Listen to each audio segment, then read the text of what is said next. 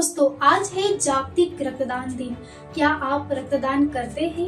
नहीं तो आज से ही रक्तदान करना शुरू कर दीजिए, क्योंकि आजकल मरीजों को जल्द रक्त नहीं मिल पाता है और इसी से ही मरीजों की मृत्यु हो जाती है। रक्तदान एक महान दान है। आपका एक बार रक्तदान करना लाखों मरीजों को काम आता है। ऐसे में ही नागपुर के डॉक्टर राजेश नाइक ने 89 बार रक्तदान किया है। हमें भी उनसे प्रेरणा लेनी चाहिए और रक्तदान करना चाहिए। तो आइए जानते हैं उनके रक्तदान का सफर। मी 19 जानेवारी 1995 रोजी माझं पहिलं रक्तदान केलं आणि तशाच पद्धतीने आधी या रक्तदान दर 6 महिन्यांनी करावा असा तेव्हा नियम होता।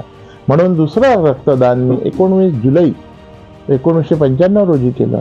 तिसरं रक्तदान 12 ऑक्टोबर 1995 रोजी केलं आणि तिथून सातत्याने दर 3 महिन्यांनी नंतर नियम आला की आता तुम्ही दर 3 महिन्यांनी रक्तदान करू शकता। म्हणून मी 12 ऑक्टोबरला 1995 रोजी रक्तदान केलं आणि तेव्हापासून सातत्याने दर 3 महिन्यांनी रक्तदान करण्याची माझी ही चळवळ सुरू आहे। परंतु काही तांत्रिक अडचणी आल्या, त्याच्यामुळे मध्ये काही खंड पडला, म्हणून मी दर 3 महिन्यांनी रक्तदान करू शकलो नाही दर 3 महिन्यांनी।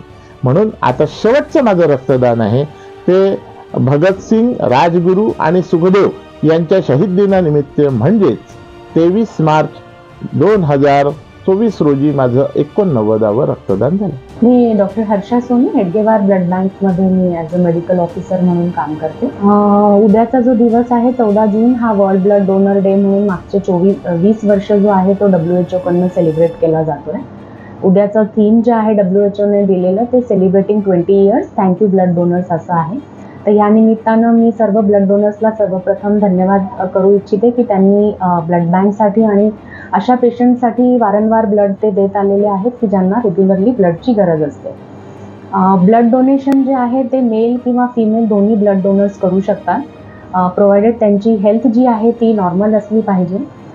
प्रत्येक पुरुष रक्तदाता जो आहे तो प्रत्येक 90 दिवसांनी ब्लड डोनेशन करू शकतो आणि महिला रक्तदाता जी आहे ती 120 दिवसानंतर ब्लड डोनेशन करू शकते।